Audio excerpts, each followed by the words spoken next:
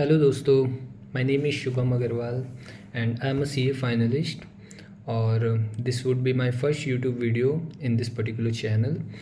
और पर्पस सिर्फ एक है यूट्यूब वीडियो बनाने का, that is SCMP SPOM exam. और क्योंकि अभी आप जान रहे हैं कि ICAI सेल्फ पेस्ड मॉड्यूल की टेस्ट कंडक्ट कर रही है, तो और रिसेंटली ही मैंने भी लॉ एंड SCMP दोनों के ही टेस्ट क्लियर किए हैं। लॉ में मैंने 74 सिक्योर किया एंड SCMP मैंने 86 सिक्योर किया। And this video will be specifically dedicated to SCMP। मैंने काफ़ी टेलीग्राम ग्रुप्स और व्हाट्सएप ग्रुप में ये चीज़ नोटिस की दैट बहुत सारे कैंडिडेट्स को ये इश्यूज़ थे कि कौन से सोर्स को फॉलो करें SCMP एंड इवन लॉ में, और किस तरह से अप्रोच करना है एग्ज़ाम को। तो सारे इश्यूज़ को देखते हुए ही मैंने इस यूट्यूब वीडियो को बनाने की कोशिश की है। और मैं अराउंड 4 to 5 टॉपिक्स पे इस वीडियो में बात करूँगा। सबसे पहले तो, और ये वीडियो मैं फिर से मैं एक बार क्लियर कर दूं कि ये सिर्फ SCMP के रिगार्डिंग ये वीडियो रहेगी। लॉ के रिगार्डिंग मैं एक सेपरेट वीडियो ज़रूर लाऊंगा और आप उसके लिए वेट कीजिएगा। और ये वीडियो भी अगर थोड़ी लेंदी हो जाए तो आप काइंडली बियर करें, but that will be, I am quite sure that will be beneficial for you. तो सबसे पहले बात आती है सोर्स की कि हमें SCMP को कौन से किस सोर्स को फॉलो करना चाहिए SCMP प्रिपरेशन के लिए। तो अगर मैं अपनी बात करूं तो in my preparation I blindly followed Atul Agarwal concept notes. मैं उनका रेगुलर स्टूडेंट नहीं हूं, बट मैंने उनके PDF को, कंसेप्ट नोट्स के PDF को प्रिंट आउट कराया था और मैंने उनके ही कंसेप्ट नोट्स के जो लेक्चर है, यूट्यूब लेक्चर, उसको साथ में प्ले करते हुए उनके कंसेप्ट नोट्स को फॉलो किया। और ट्रस्ट में, क्योंकि अभी आपको पता है SCMP में कुछ न्यू कंटेंट भी ऐड हुए हैं, कुछ न्यू चैप्टर्स भी ऐड हुए हैं। तो अगर बात सिर्फ ओल्ड कंटेंट की है तो आप ब्लाइंडली फॉलो कर सकते हैं अतुल अग्रवाल के कंसेप्ट नोट्स को। आई एम क्वाइट श्योर कि उससे हट के आपसे एग्ज़ाम में कुछ भी नहीं पूछा जाएगा, आपको कोई MCQs करने की भी ज़रूरत नहीं पड़ेगी during your preparation to check your status of your preparation. तो अगर मैं ये चीज़ कह पा रहा हूँ तो ऑब्वियसली मैंने भी कुछ एक्सपीरियंस किया है और उसी के बेसिस पे मैं ये कह रहा हूँ। तो अगर आप किसी भी फैकल्टी को फॉलो नहीं कर रहे हो तो आप अतुल अग्रवाल के साथ, कंसेप्ट नोट्स के साथ स्टार्ट कर सकते हो। But if you are in mid way following any other faculty, तो आई वुड नेवर सजेस्ट कि आप स्विच करें एट द लास्ट मोमेंट। आप जिस भी फैकल्टी के साथ पढ़ रहे हैं या जिस भी फैकल्टी के नोट्स पढ़ रहे हैं, आप काइंडली उनसे ही स्टिक रहें, क्योंकि लास्ट मोमेंट पे चेंज करना कोई भी सेंस नहीं बनता है। ये तो रहा सोर्स का बात। और वो भी ओल्ड कंटेंट की बात है। न्यू कंटेंट, तो न्यू कंटेंट में अगर मैं देखूं तो 3 चैप्टर्स ऐड हुए हैं, to be specific that is chapter number 5, 8 and 11। Chapter number 5, 8 and 11 new chapters हैं। एंड चैप्टर नंबर 1 जो है वो मैं न्यू चैप्टर तो नहीं बोलूँगा, बट उसमें कुछ न्यू कंटेंट है जो कि ऑब्वियसली आपको देखने चाहिए, आप सबको देखना पड़ेगा for the purpose of your preparation. और बट ये न्यू कंटेंट को मैं, या न्यू चैप्टर्स को मैं कहाँ से पढूं, तो उसके लिए मैं सजेस्ट करूँगा कि आप इंस्टीट्यूट के मटेरियल्स से ही आप पढ़ें, क्योंकि आई डोंट थिंक कि लैंग्वेज बहुत टफ है ये न्यू चैप्टर्स के लिए। और अगर आप, मैं आगे इस वीडियो में बताऊंगा कि किस पर्टिकुलर टॉपिक को आपको न्यू चैप्टर्स में आपको पढ़ना चाहिए, जो कि आपके प्रिपरेशन को और स्ट्रेंथन करेगा। बट फिर से मैं एक बात यही कहूँगा कि आप न्यू चैप्टर्स के लिए इंस्टीट्यूट के मटेरियल को फॉलो करें। और ट्रस्ट में वो बहुत सारे पेजेस नहीं है कि जो आपको बहुत दिक्कत करेगा। 40-45 पेजेस मैक्स होंगे जो आप कवर कर पाओगे। तो आप, अब एक पॉइंट तो ये हुआ, सोर्स मैंने बता दिया, न्यू कंटेंट कैसे पढ़ना वो भी मैंने बता दिया। ऑब्वियसली इंस्टीट्यूट के मटेरियल ही मेरे एंड से तो वही बेस्ट रहेगा। अब नेक्स्ट टॉपिक होगा कि कैंडिडेट्स का ये भी क्वेश्चन रहता है कि प्रैक्टिकल क्वेश्चन का वेटेज कितना है और थ्योरेटिकल क्वेश्चंस का वेटेज कितना है। तो अगर मैं अपनी बात करूं, अपने टेस्ट की बात करूं, तो मुझे ऐसा फील हुआ कि वेटेज 50-50 ही था। किसी, क्योंकि एक पैराग्राफ होता है उससे 3 रिलेटेड क्वेश्चंस होते हैं, फिर एक पैराग्राफ उससे 3, मैक्सिमम 4 क्वेश्चंस या 5 क्वेश्चन होते हैं, बट नॉर्मली 3 क्वेश्चंस होते हैं। तो किसी एक पैराग्राफ में जो 3 क्वेश्चंस है उसमें 2 थ्योरी 1 प्रैक्टिकल हो गया, तो नेक्स्ट पैराग्राफ में आपको 2 प्रैक्टिकल 1 थ्योरी मिल जाएगा। Overall weightage somehow 50-50 theory plus practical रहता है। तो आप प्रैक्टिकल भी कम्प्लीटली स्किप नहीं कर सकते हो, प्रिपरेशन में थ्योरी भी स्किप नहीं कर सकते हो। और अब बात आता है प्रैक्टिकल क्वेश्चंस लाइक कैसा।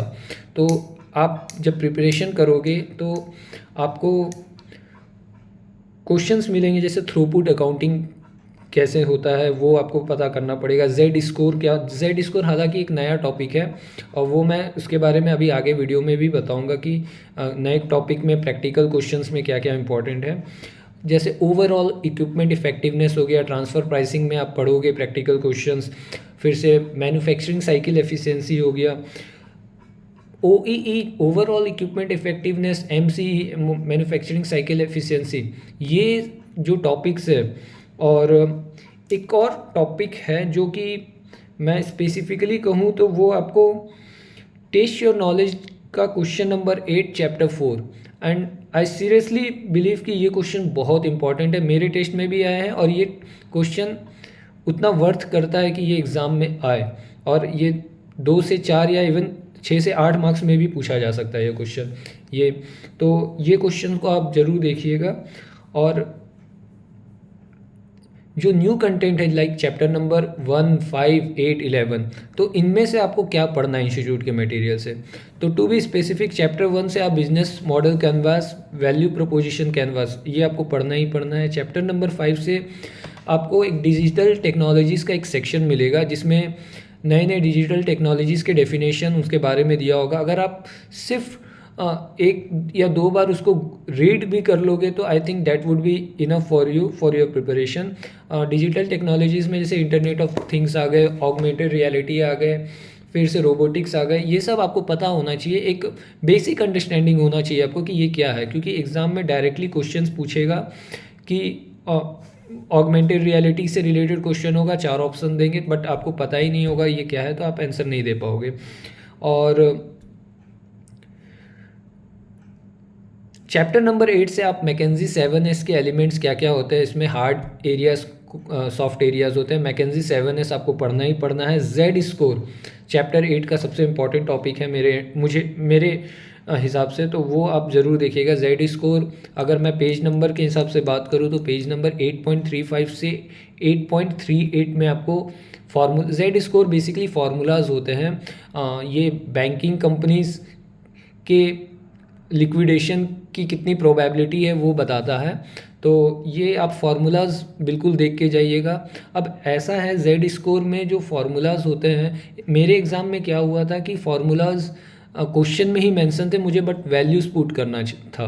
तो फिर भी मैं कहूँगा कि मैं लकी था, बट हो सकता है कि पॉसिबल है कि आपके एग्ज़ाम में आपको क्वेश्चन में फार्मूलाज मेंशन ना हो, तो आप फार्मूलाज बिल्कुल याद करके जाइएगा। आप इसमें बिल्कुल भी रिस्क मत लीजिएगा। तो प्रैक्टिकल क्वेश्चंस तो ये सब ही है, और आप जैसे जैसे अगर अतुल अग्रवाल के कंसेप्ट नोट्स को फॉलो करोगे तो आपको खुद भी पता चलते जाएगा कि क्या क्या प्रैक्टिकल क्वेश्चंस और होते हैं। और मैं फिर से कह दूं कि अतुल अग्रवाल के कंसेप्ट नोट्स को फॉलो कर रहे हो तो आपको कुछ भी स्किप नहीं करना है, कुछ भी से मतलब कुछ भी नहीं, इवन एक एक इलस्ट्रेशन उनके देखने हैं, और ट्रस्ट में वो बहुत बेनिफिशियल होगा आपके लिए।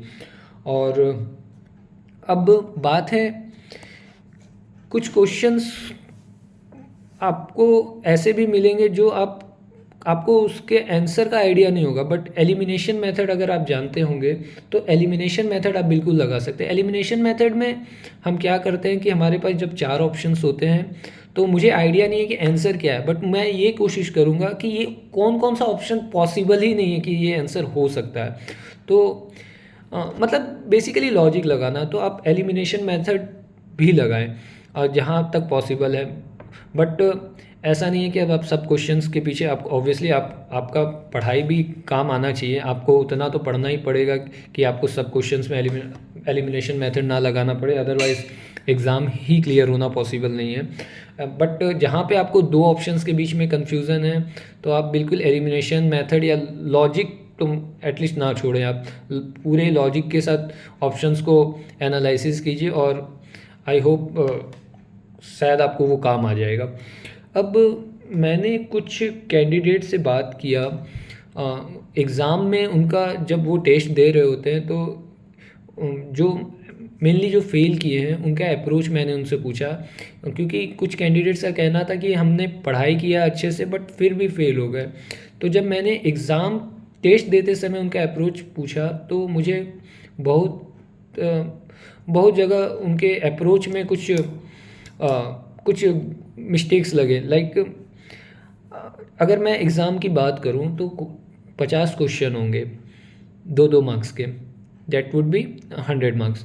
तो एक अप्रोच तो ऐसा होता है कि आप क्वेश्चन नंबर 1 से आप सही भी बनाते जाओ और तुक्का भी मारते जाओ एट 50 क्वेश्चन तक, बट ये कहीं ना कहीं सही अप्रोच नहीं है। क्यों? क्योंकि आपको पूरे 50 क्वेश्चन करने के बाद इस चीज़ का पता ही नहीं होगा कि आपने आपके हिसाब से कितना सही आपने किया है, कितने क्वेश्चंस को सही किया है। कहने का मतलब ये है कि अगर आपको पूरे एग्ज़ाम के किसी भी पॉइंट ऑफ टाइम पे मैं अगर आपसे ये पूछूं कि क्या आप ये बता सकते हैं कि अभी इस पॉइंट ऑफ टाइम पे आपने एटलीस्ट आपके हिसाब से कितना क्वेश्चन सही है, अगर आप ये नहीं बता पाते हैं तो डैट मीन्स कहीं ना कहीं आपने एग्ज़ाम को गलत तरह से अप्रोच किया टेस्ट देते समय।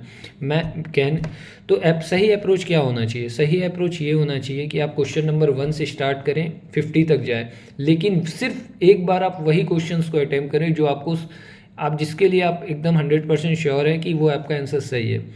हाँ, तो इस तरह से आप एक बार जब 1 से 50 तक आप गए, सारे क्वेश्चंस को अटैम्प्ट किया, तो आपको पता चला कि आपने 15 क्वेश्चंस सब सही किए। उसके बाद आप फिर से 1 to 50 को दोबारा गो थ्रू कीजिए, वो जो अनअटेम्प्टेड क्वेश्चन है जो आपने आंसर ही नहीं किए हैं उसको एक बार फिर से देखिए।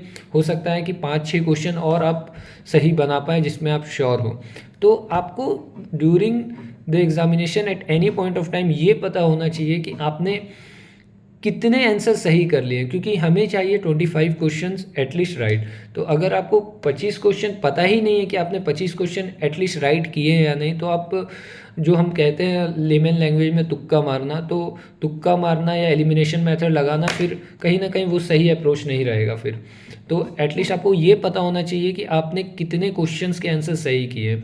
तो ऐसा ना हो कि आप शुरू से ही जो सही आपको लग रहा है वो भी टिक कर रहे हो और जो आप कंफ्यूज है उसमें भी आप आंसर टिक कर रहे हो। नहीं, पहले आप ये मेक श्योर कीजिए कि आप जितने क्वेश्चंस का आंसर आपको पता है पहले आप वो बना के काउंट कीजिए कि आपके टोटल कितने क्वेश्चंस अभी तक सही हो चुके हैं, और बेस्ड अपॉन डैट आप फिर डिसाइड कीजिए कि आपको कितने क्वेश्चन और सही करने से आपको मार्क्स आ सकते हैं। और जितने क्वेश्चन, मान लीजिए 7 क्वेश्चन रहते हैं जो आप और सही कर लोगे तो आप इतना तो ले आओगे कि आप पास हो जाओगे। तो फिर वो 7 क्वेश्चंस, वैसे 7 क्वेश्चन को सॉल्व करने की कोशिश करें जिसमें आपको थोड़ा सा कन्फ्यूज़न है, बट मतलब 50 दो ऑप्शंस को लेके आप डिसाइड नहीं कर पा रहे हो, वैसे 7 क्वेश्चंस को आप सॉल्व करें जिसमें आप 2 ऑप्शंस को लेके कन्फ्यूज़न में हैं। तो प्रोबेबिलिटी है कि 50% चांसेस रहेगा वो 7 क्वेश्चन सॉल्व होने का, बट अप्रोच तो यही होना चाहिए आपका सही। और इसके अलावा अगर आप कोई दूसरे अप्रोच को फॉलो करते हो तो फिर आप अपने रिस्क पे कीजिए, इस पर मैं कुछ नहीं कहूँगा। तो SCMP के रिगार्डिंग तो यही टिप्स एंड ट्रिक्स मैं आपको प्रोवाइड कर सकता था, और अगर कुछ और भी इन्फॉर्मेशन मेरे एंड से अगर लगेगी तो मैं डेफिनेटली एक और वीडियो बनाऊँगा। और फॉर द टाइम बिंग मैं आपसे इजाज़त चाहता हूँ, और all the best for your exam and come out with flying colors. Thank you.